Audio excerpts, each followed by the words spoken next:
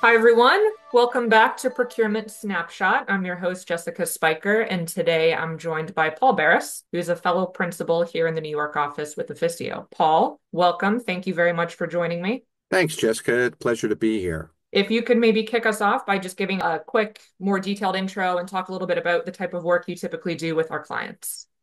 Yeah, so I got the unique experience that I spent 30 years in industry doing end-to-end supply chain, a lot of transformational work before I went into consulting about 8, 10 years ago. And so one of the things that I do a lot now is I do a lot of procurement and supply chain transformation and help drive organizational change and new behaviors and really help make some pretty significant improvements for our clients. Perfect. And I think that you are could not have asked for a better guest to talk about today's topic, Paul, which is really all around change management. And I think maybe a slightly different take on change management versus what people typically think of. So, change management, at least in my mind, often comes into play when we're talking about how we implement a new initiative, a new idea, right? And I think sometimes we don't fully appreciate how important thinking through all of those change levers are and change strategy is when we're trying to sell in a new initiative to begin with. So if we bring it to procurement and say procurement is often great about partnering with the business to identify savings opportunities. Where procurement teams can fall short at times is in getting the business on board with that strategy. Because the more impactful strategies or initiatives often take time to execute. They're often complex. And with that, it's very easy for the initial response from the business to be, hey, we can't do it. Not right now. It's too complicated, right?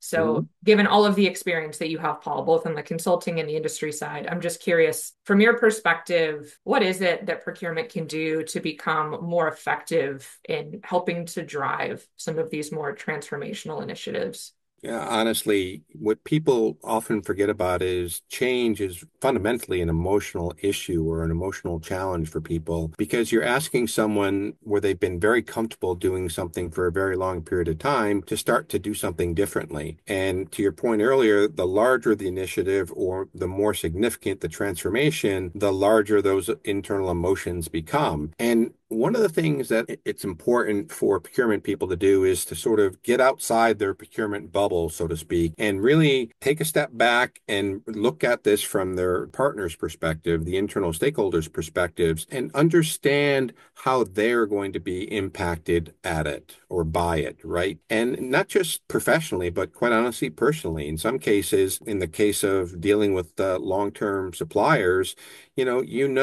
the supplier's family and the supplier's kids and The holiday cards.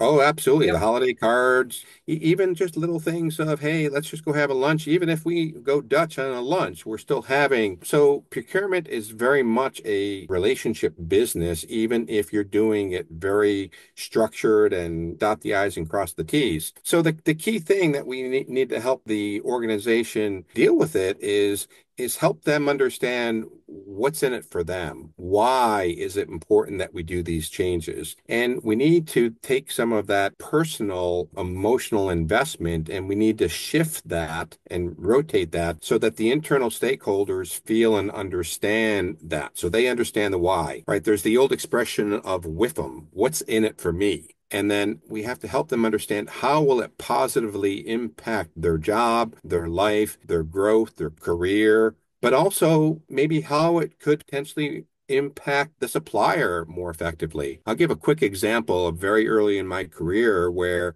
we had a supplier, a corrugate supplier that had been doing business 20 years before I joined the company.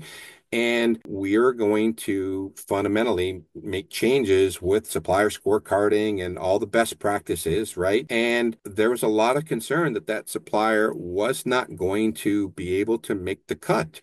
But as we explained to the supplier what we needed, and as we explained to the internal stakeholders what we needed, what the stakeholder was then able to do was then sit there and say, well, here's ways that I can help this supplier become more effective, not because obviously they wanted that supplier to just win the business arbitrarily, but because that supplier had a very unique perspective on the business with that shared history. So it turned out that we ended up with a proposal that exceeded our cost expectations, ramped up our service performance, and the internal customers ended up getting a promotion out of it because they were able to then take their knowledge and help that supplier really exceed expectations. So in essence, we took that skill level that was developed internally and we turned that into something that drove a procurement transformational initiative very successfully. That's great. And I think it's the what's in it for me.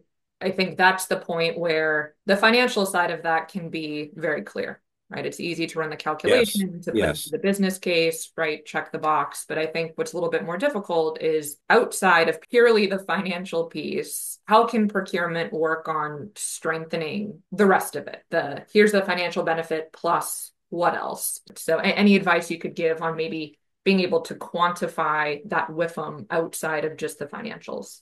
I'm a big believer in metrics and KPIs, right? KPIs, key performance indicators, and really developing and using those to really understand. In some cases, it helps that internal stakeholder recognize that, oh, maybe the supplier isn't performing as well as I thought they were, or maybe that supplier only succeeded when I had to do a lot of firefighting or jump in to solve issues or things like that, or help them understand that there's a difference between a robust, successful business process versus that hero mentality where, yes, they always come through in the end for us and they do a great job. All right, well, now why do we always have to turn this into a firefighting event as opposed to why can't we just execute against what we asked for? And so let's use data. Let's use this an understanding of what the business process is. And so I like to map the business process in many cases, map the business process, find those potential gaps, and then we can use that as an educational tool to help the internal stakeholders realize there is a problem here that we need to address and we need to fix. And it's to their best interest because while they may be successful answering that phone call at 3 in the morning, do they really want to do that? Right. And most people would say, no, I don't want to do that. I want to feel important and I want to feel valued, but I don't want to get woken up at 3 o'clock in the morning and wake my kids and my wife up and or my husband up, etc. Exactly. It's been incredibly insightful conversation, Paul. So thank you so much for the time. We do try and promise to keep these sessions down to little bite-sized chunks. So this is a topic where I'm sure you and I could continue to talk for hours, if not days, on all of the nuances. So I think for today, we'll call it there. And we'll just say to our listeners, thank you so much for joining us on Procurement Snapshot. Thank you, Paul, for being a great guest. And we look forward to seeing everybody next time. Yeah, I hope we get a chance to have some folks come in or call in, and we would love to spend time with everybody and talk a little bit about how can we help you overcome your change management issues within the supply chain and procurement. Absolutely. All right. Thanks, Paul. Thanks, everyone. Thanks.